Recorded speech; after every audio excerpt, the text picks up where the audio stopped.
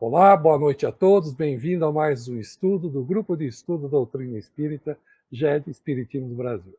Agradecemos a companhia de vocês por estar nos acompanhando nesse estudo sobre o perispírito. Agradeço também a companhia dos meus amigos Norberto e Carlos, que estão hoje aqui junto comigo para tentarmos buscar entender um pouco mais sobre o perispírito, porque tenho certeza que esse período vai ser muito curto, né, para um tema tão complexo, mas a ideia é despertar em todos o gostinho do quero mais, de buscar. Então aqui nós estamos sempre dando dicas de literatura, sempre instigando vocês a ir buscar um pouco mais sobre isso.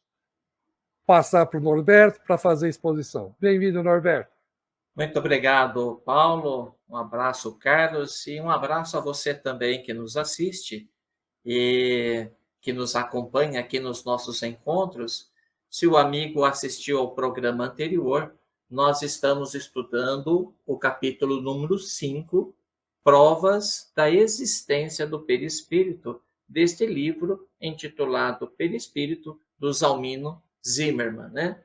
E no nosso encontro anterior, nós falamos que o perispírito nós podemos classificar como provas da existência do perispírito as provas objetivas e as provas subjetivas.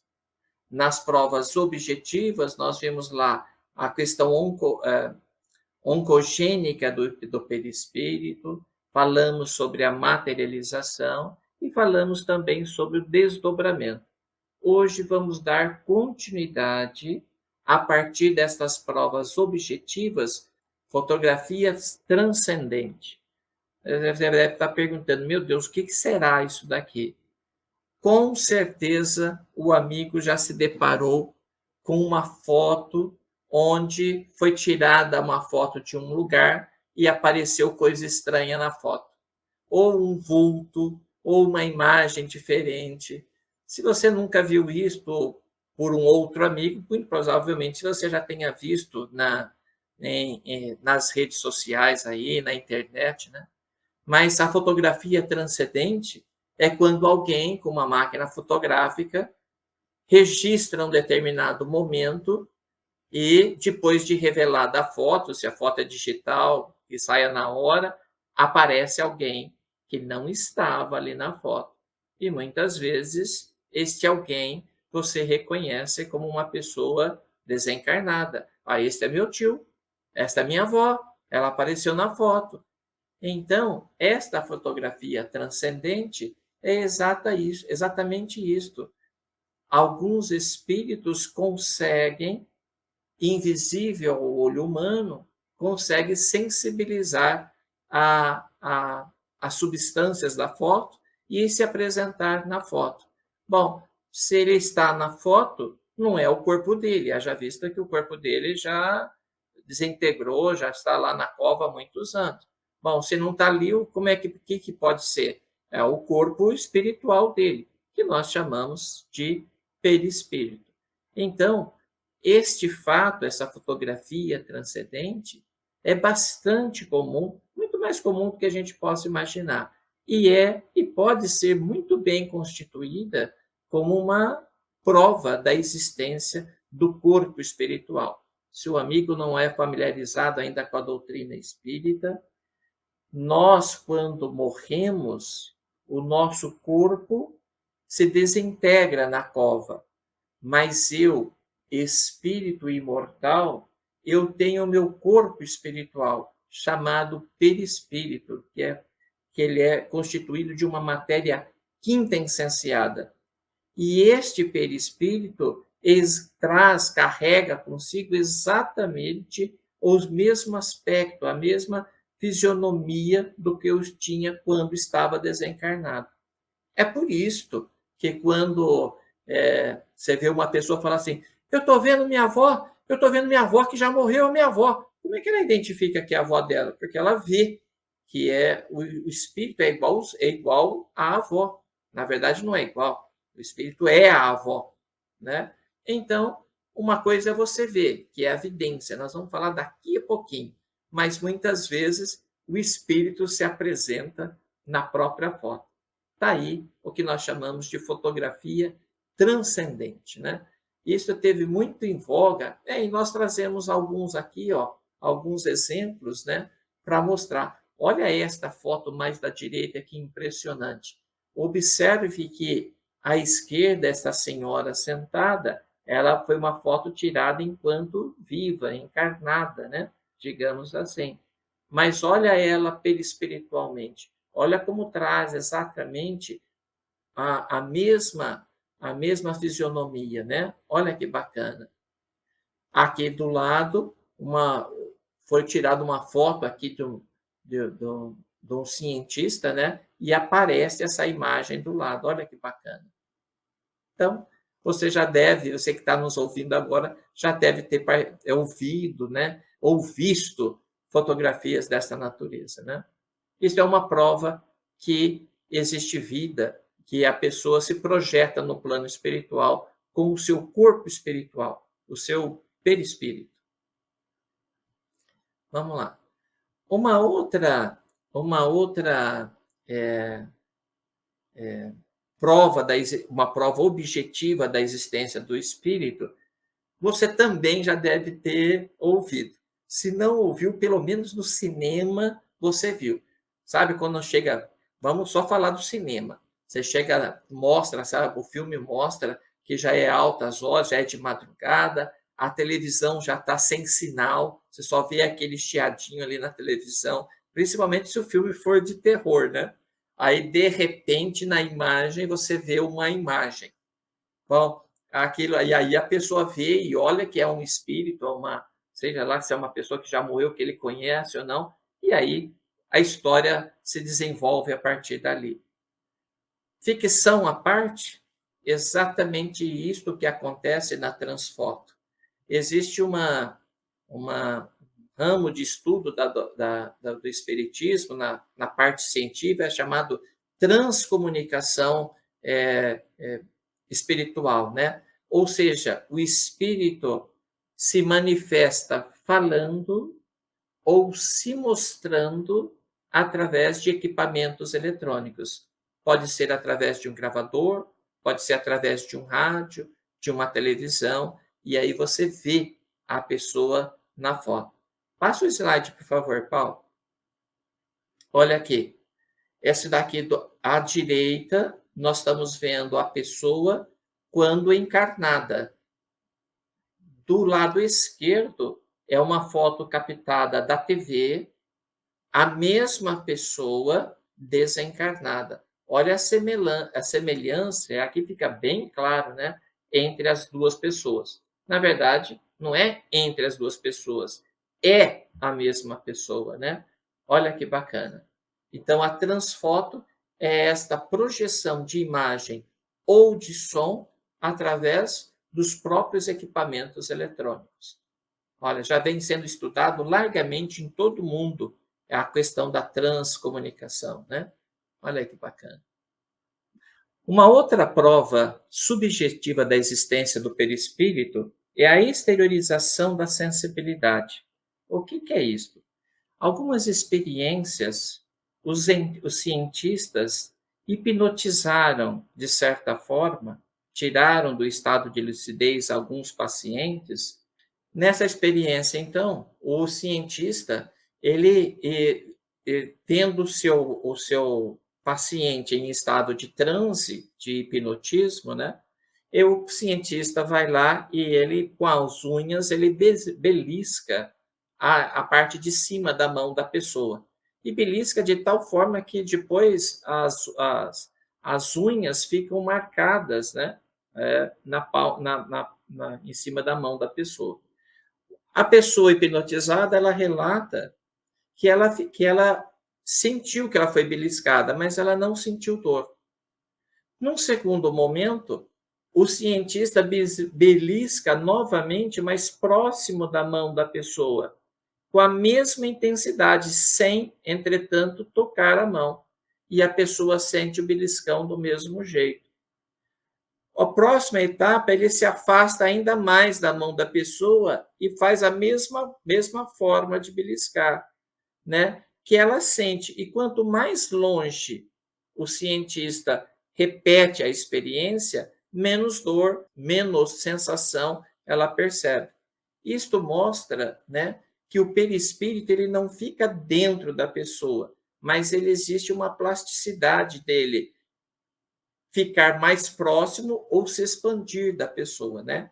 Esta é uma outra prova de exteriorização da sensibilidade do perispírito, né? Uma outra experiência, esta aqui, o amigo que nos assiste também, a amiga, ela já deve ter ouvido falar, né? Que é a sensação de integridade. Isto está mais relacionado com pessoas que perderam um membro, ou um braço, ou uma perna, né? Então, apesar de não ter mais um membro, a pessoa fala: nossa, mas eu estou com uma coceira na perna, mas ela não tem mais perna, ela tirou a perna. Mas o meu braço está doendo, mas ela não tem mais braço, o braço foi amputado. Como é que pode acontecer isso, né? E o Zalmino descreve no livro, nessa parte do livro, uma experiência muito interessante, que o jovem havia perdido o braço logo aqui em cima. Então, ele não tinha braço, antebraço e nem mão, né? E não obstante, ele reclamava para a mãe dele sobre dor no braço que foi amputado. E o cientista que fez esse ensaio morava próximo e era conhecido deste jovem. E um dia, conversando com a mãe do jovem, falou: faz uma experiência. Fala para ele pegar o braço que foi amputado, né? Na verdade, não tem mais braço, porque foi amputado. Fala para ele deixar como se fosse assim, espalmado na horizontal. E com uma vela, a senhora vem aqui para baixo, assim, passa embaixo do braço, para ver se ele tem sensibilidade. Muito provavelmente ele vai ter. E a senhora fez essa experiência. Um dia, este jovem, encontrando o cientista que era vizinho, falou assim: mas o senhor me aprontou uma, hein? Que coisa, o senhor mandou minha mãe fazer uma experiência comigo? Eu não senti a vela me queimar nem no braço, nem no antebraço, mas na minha mão queimou um bocado. E minha mãe deixava lá a vela, mas está queimando. E eu sofri um bocado. Como é que ele pode sofrer, sentir queimar a mão se ele não tem mais a mão, né? Na verdade, projeção. Nós cortamos o nosso corpo físico, podemos amputar o corpo físico, mas a sua projeção perispiritual, ela existe, né? E isto serve, de certa forma, né, como um alento para todas as pessoas que têm deficiência física.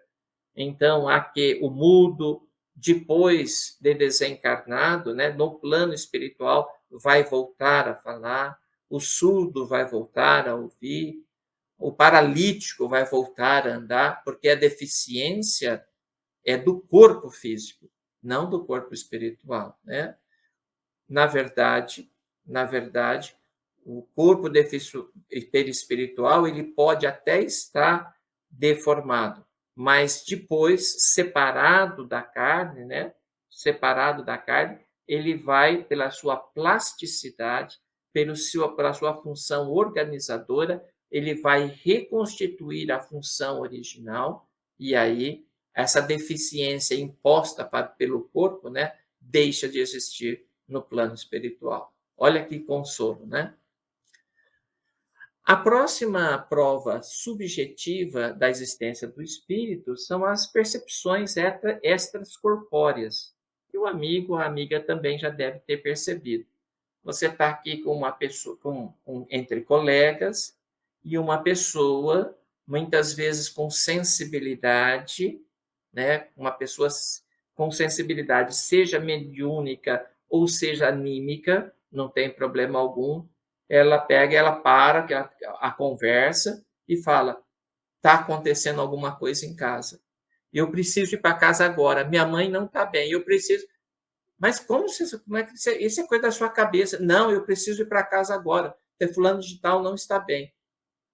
Então, esta sensação extracorpórea é essa antena que a gente consegue sintonizar através do corpo perispiritual, né?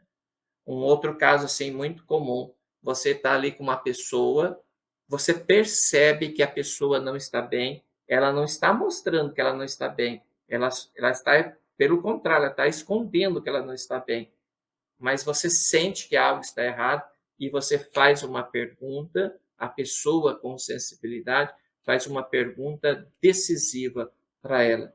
E ela então se assusta porque não esperava, ela está escondendo isso daí, uma sensação, uma emoção, e pergunta: quem te contou isso? Quem falou para você que eu estou passando por isso?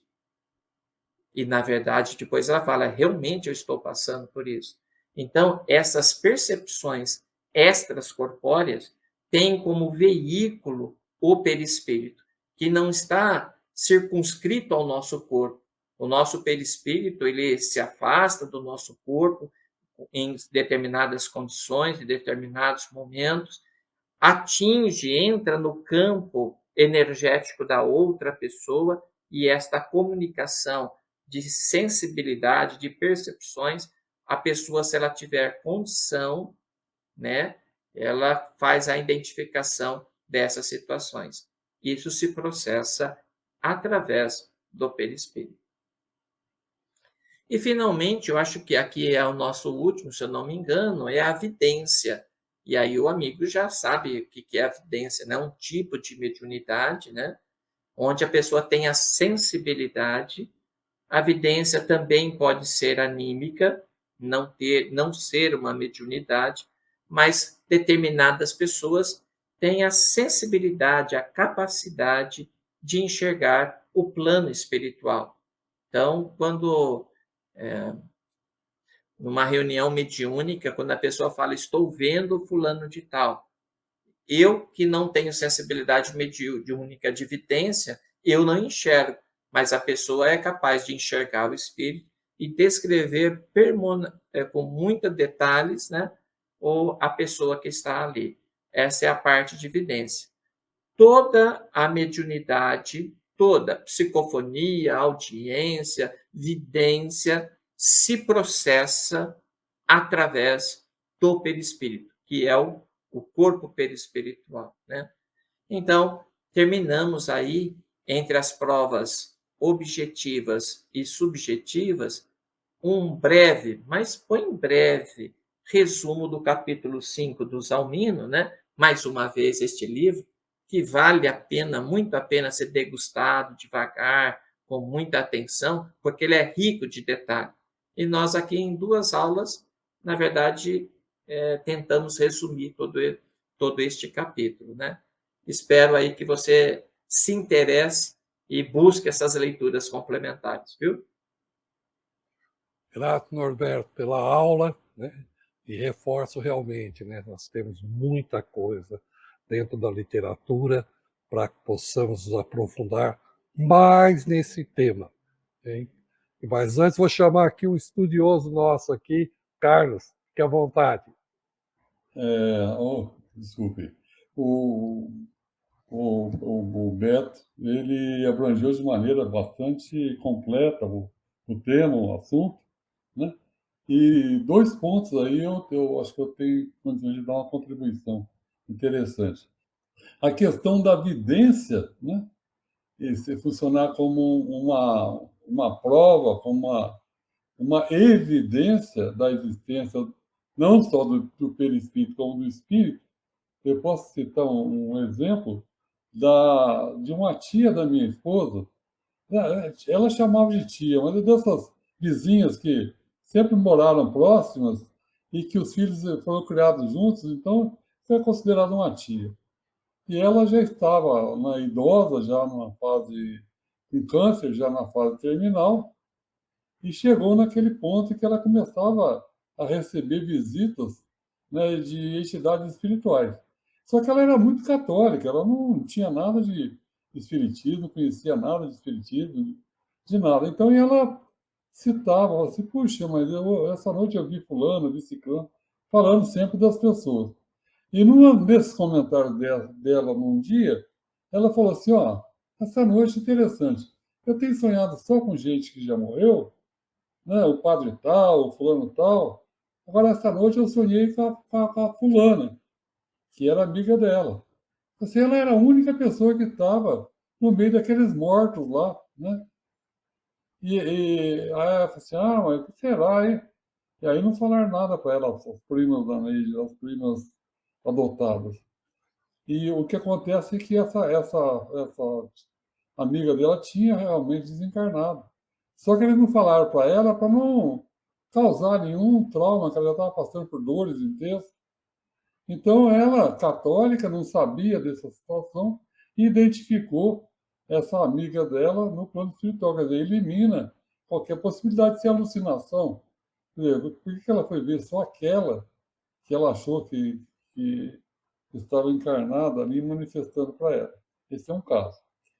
Um outro ponto interessante é sobre a transfoto também, que é uma grande evidência da realidade espiritual e de que o espírito do lado de lá conserva as feições, né, os traços que ele tinha do lado de cá. Né? O Beto citou, então, a transcomunicação espiritual. Essa transcomunicação instrumental, né, ou espiritual, como falou, ela mostra uma maneira de fazer contatos com a espiritualidade através de meios eletrônicos. Quando apareceu a transcomunicação, os espíritos falavam assim, mas isso aí, será que é espiritismo? É interessante que o espiritismo não tem muita profecia, não. Mas a gente vai encontrar exatamente no Livro dos Espíritos, na questão 934, a seguinte sobre a perda dos entes queridos. Ela vai falar um tema interessante.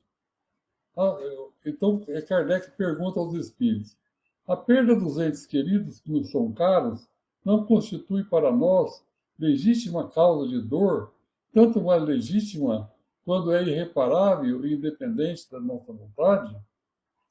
E os espíritos da codificação respondem a Kardec: essa causa de dor atinge assim o rico como o pobre, representa uma prova ou expiação, e comum é a lei.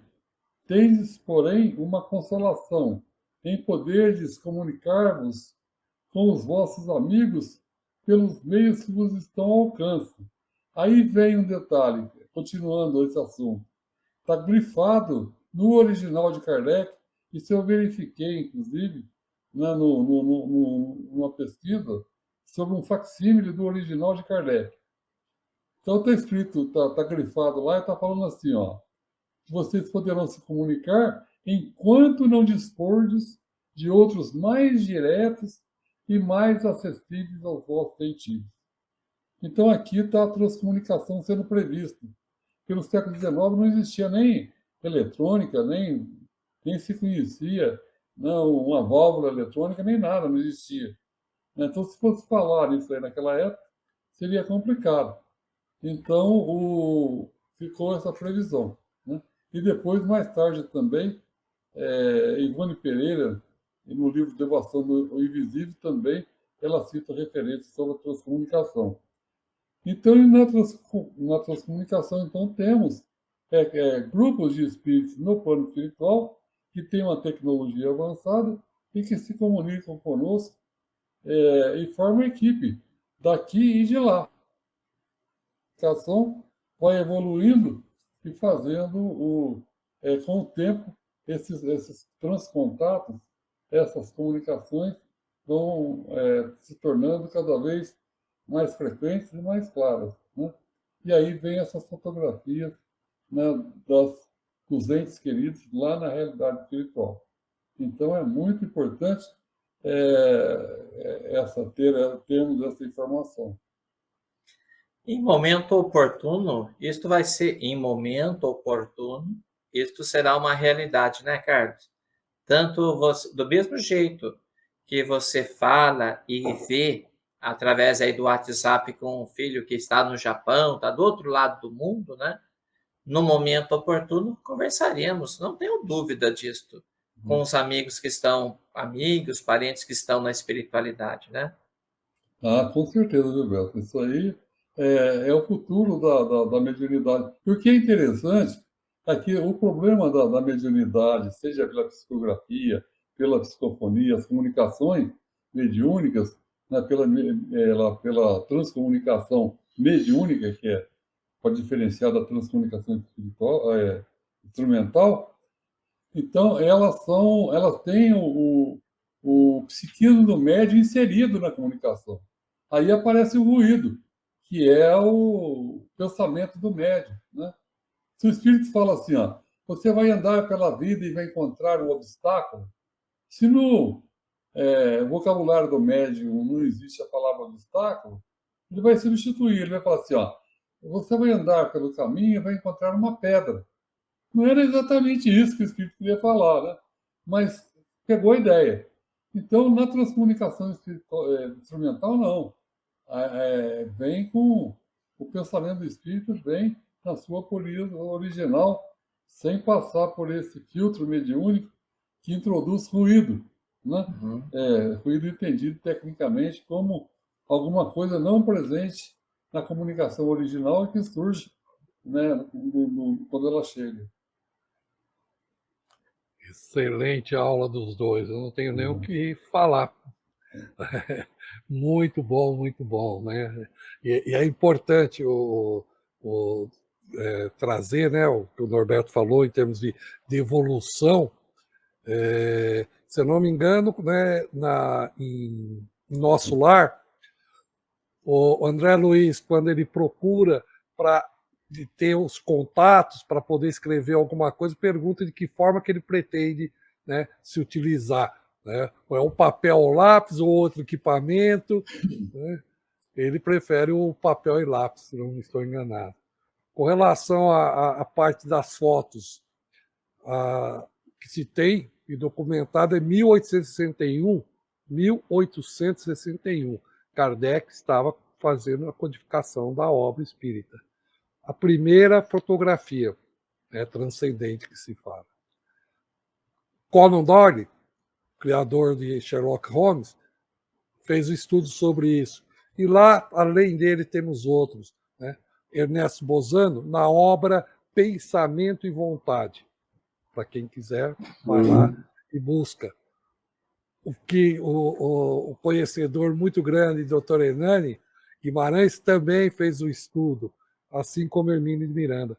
E, entre outros, o Ian Steven, né, fez estudos sobre, né, a reencarnação, também fez estudos sobre as fotos.